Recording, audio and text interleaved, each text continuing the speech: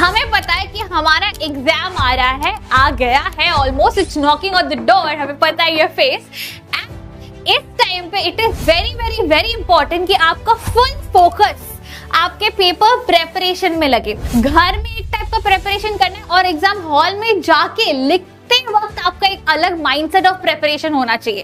तो वो क्या क्या चीजें हैं, we together are going to cover every single tip and trick. शुरू करते हैं, एग्जाम टाइम है, ज्यादा बड़बड़ नहीं करते, डायरेक्ट पॉइंट टू पॉइंट पे आते हैं, ठीक है।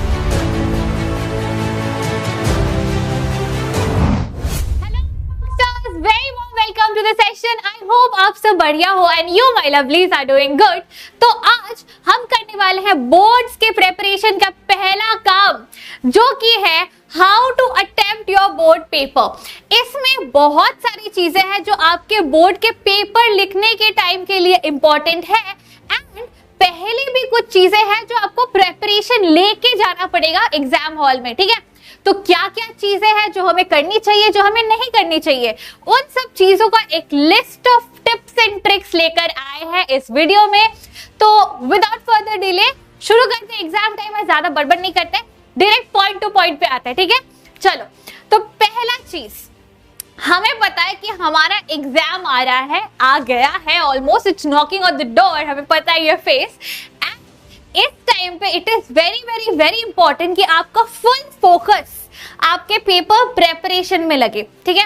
अब नाउ से पेपर प्रेपरेशन मेरा मतलब क्या है, घर में एक टाइप का प्रेपरेशन करना है और एग्जाम हॉल में जाके लिखते वक्त आपका एक अलग माइंडसेट ऑफ प्रेपरेशन होना चाहिए। तो वो क्या क्या चीजें हैं, we together are going to cover every single tip and trick, ठीक है। तो tip number 1, utilize your 15 minutes बहुत अच्छे से। देखो गाइस, 15 मिनट आपको एग्जाम लिखने के पहले मिलता है, जिसे हम बोलते हैं रीडिंग टाइम। अब ये जो रीडिंग टाइम होता है ना, इसका भी एक स्ट्रैटेजी होता है। ऐसा नहीं कि पेपर मिला पढ़ना शुरू कर दिया डायरेक्टली रीडिंग कॉम्प्रिहेंशन या सेक्शन 1 से, नो, डोंट डू इट। क्यों? क्योंकि अगर आप रीडिंग कॉम्प्रिहेंशन से पढ़ना स्टार्ट करोगे, आपका दिमाग वहीं पे कंफ्यूज आ जाएगा and you will be like, paper अजीब है, मुझे नहीं करना, मुझे नहीं समझ आ रहा, मैं क्या करूं क्या ना करूं, no no no no no, I don't want to do it, ऐसा फीलिंग आएगा। अब उसे ओवरकम करने के लिए क्या क्या एग्जैक्ट स्ट्रैटेजी होना चाहिए अपने दिमाग में, देखो। सबसे पहला, सिलेक्ट योर स्ट्रॉन्ग जोन। ये आपका घर का काम है, ठीक है। घर पे आप जैसे अभी प्रिपेयर कर रहे हो खुद को, तो आप समझ लो कि सेक्शन ए आपका स्ट्रॉन्ग पॉइंट है, बी है या सी है, वो सिलेक्शन पहले से करके रखो। क्योंकि जब आप हॉल में जाओगे और जैसे ही आपको पेपर मिलता है रीडिंग टाइम में, सबसे पहला काम is to read the strongest section of yours. अगर फॉर एग्जाम्पल आपका सेक्शन बी सबसे ज्यादा स्ट्रॉन्ग है, तो सेक्शन बी को पहले रीड करो। अगर लिटरेचर सेक्शन सी ज्यादा स्ट्रॉन्ग है, तो उसको पहले रीड करो, ठीक है। तो सबसे पहला काम 15 मिनट रीडिंग टाइम में जो आपका सबसे स्ट्रॉन्गेस्ट जोन है वो रेडी करो एंड उसी को पहले रीड करना शुरू करो। तो रैंक करो, जैसे कि मेरे लिए क्या होता था, मेरे लिए मेरा स्ट्रॉन्गेस्ट जोन सेक्शन सी होता था, तो मैं सबसे पहले सी पढ़ती थी, फिर बी पढ़ती थी, फिर ए पढ़ती थी। तो ये मेरा सेगमेंट होता था, आप अपने हिसाब से कस्टमाइज करो, ठीक है। एंड रीडिंग कॉम्प्रिहेंशन को आपको अगर लगे भी कि आपका स्ट्रॉन्ग पॉइंट है, तो भी भाई प्लीज आरसी को लास्ट में रीड करना, पहले मत करना, ठीक है। चलो आगे बढ़ते हैं। अब आएंगे टिप या पॉइंट नंबर 2 पे। पॉइंट नंबर 2 ये है कि जॉट डाउन योर की पॉइंट्स एंड इंपॉर्टेंट आइडियाज। अब जब आप रीड कर रहे हो पेपर को, आपको ऐसा लगेगा कि हाँ मुझे आंसर याद रह जाएगा, ये क्वेश्चन इजी है, याद रहेगा, सेकंड भी इजी है, हाँ मुझे आता है। नहीं, एग्जाम स्ट्रेस जितना जो भी बोल ले इंसान ना, पहला बोर्ड पेपर है, इंग्लिश पहला है, तो दिमाग में थोड़ा वो एग्जाम प्रेशर काम करेगा ही करेगा हॉल में, है ना। तो इसी प्रेशर को आप पे हावी नहीं होने देना। आपको क्या करना है, एकदम कोने में या पेपर के पीछे की तरफ कैसे भी पॉसिबल हो, छोटे छोटे लेटर्स में जो क्वेश्चन है ना, क्वेश्चन नंबर 1 फॉर एग्जाम्पल, उसका जो की पॉइंट है XYZ, उतना बस की पॉइंट लिख के रख दो।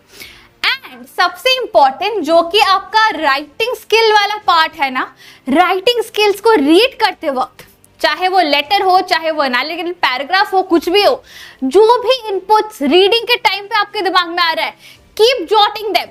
जो भी XYZ पॉइंट है आप बाद में भूल सकते हो, एग्जाम प्रेशर की वजह से मैं बार बार बोल रही हूँ, उनको जॉट डाउन किया करो। एग्जामिनर आके बोल सकता है कि क्वेश्चन पेपर पे कोई नहीं लिखेगा, सामने वाला शीट मत दिखाओ ना। अरे इतने तो स्मार्ट हम भी है कि अगर टीचर आ रहा है, हमने पेपर में कुछ लिखा है तो दूसरा पेज पलट दो, वो पेज में हमने कुछ लिखा ही नहीं है ना। तो be smart, be clever, fox बनो, मैंने पहले भी बोला है, एंड की पॉइंट्स को जॉट डाउन किया करो। जो भी आइडियाज, जो भी क्रिएटिविटी आ रहा है, उनको रीडिंग टाइम पे छोटे छोटे पॉइंट्स पे लिखा करो, पूरा आंसर मत लिखना, टाइम वेस्ट हो जाएगा।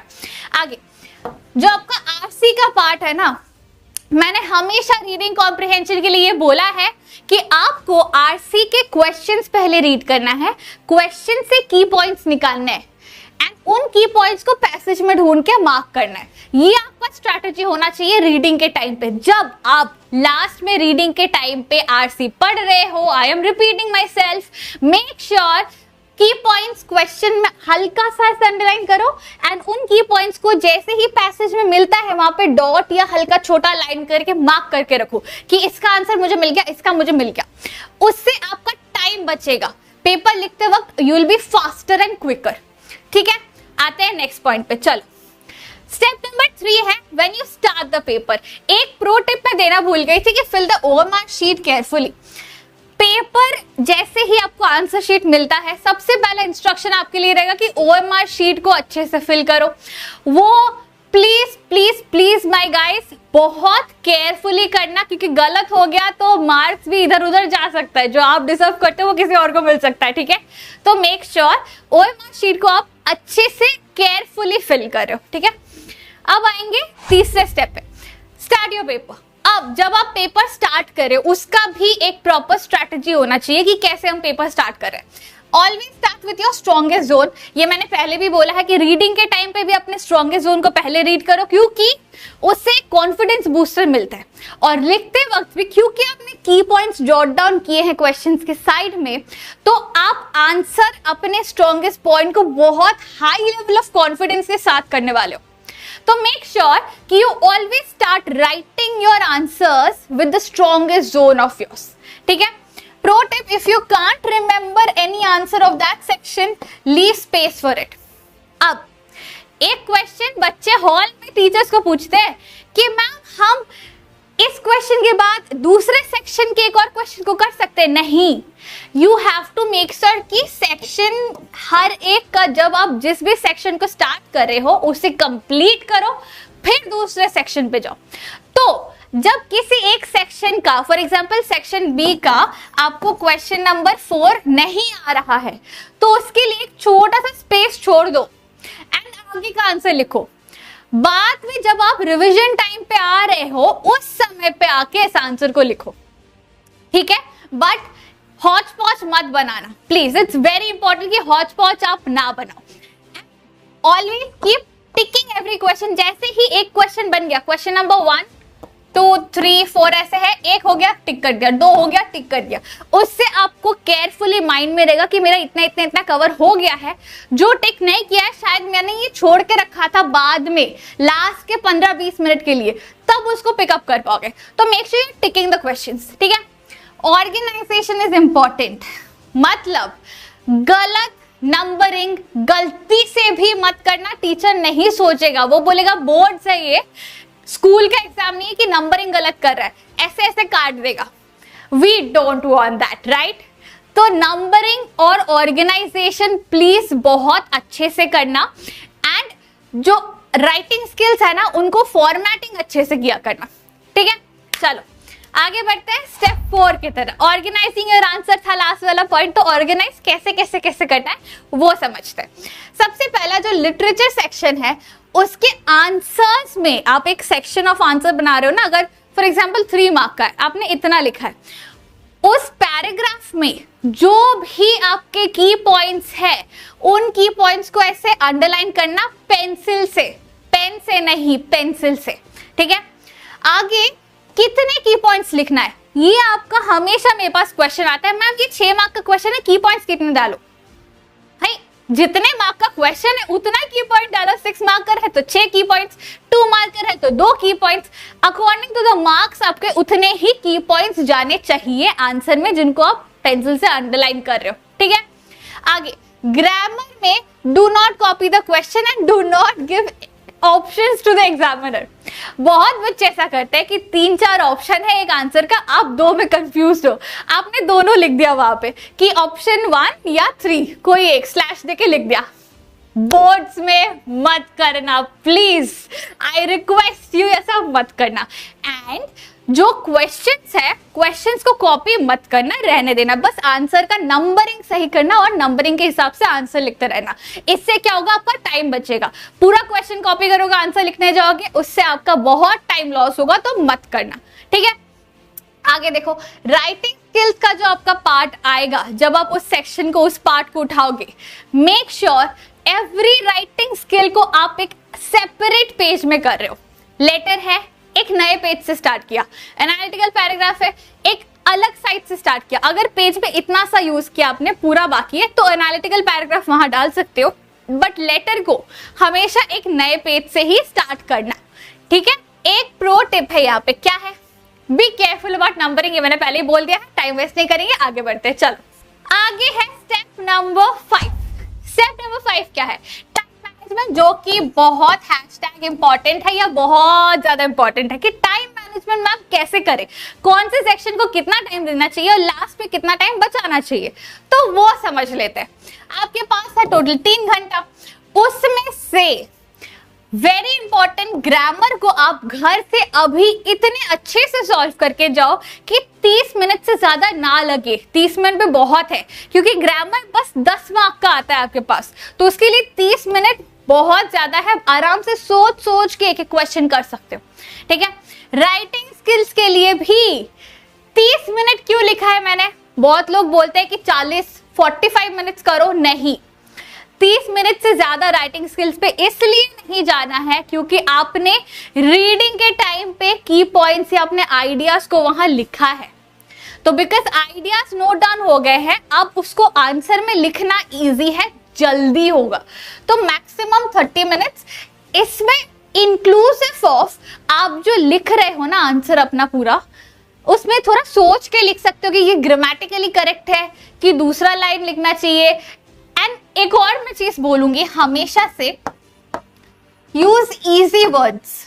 इट इज नॉट इंपॉर्टेंट कि आप बहुत हाई वोकैबुलरी स्किल्स अपने बोर्ड पेपर में दिखाओ, कोई जरूरत नहीं है, कोई हार्ड एंड फास्ट रूल नहीं है। आसान से शब्द यूज करो ताकि it's easier for you to write and frame an answer, ठीक है।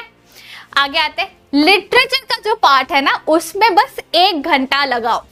क्यों, हमारे पास लिटरेचर का की पॉइंट्स दिमाग में रेडी है, रीडिंग टाइम पे हमने हमारे आइडियाज फ्रेम करके रखे, सेम चीज, तो 1 घंटा काफी होता है पूरा लिटरेचर सेक्शन करने के लिए। एंड आरसी के लिए लास्ट में 40 मिनट रखना, क्योंकि आप अगेन रीडिंग टाइम पे की क्वेश्चन के की पॉइंट के साथ पैसेज में उन की पॉइंट्स को अंडरलाइन करके रखे हो, तो आंसर ढूंढना इजी है।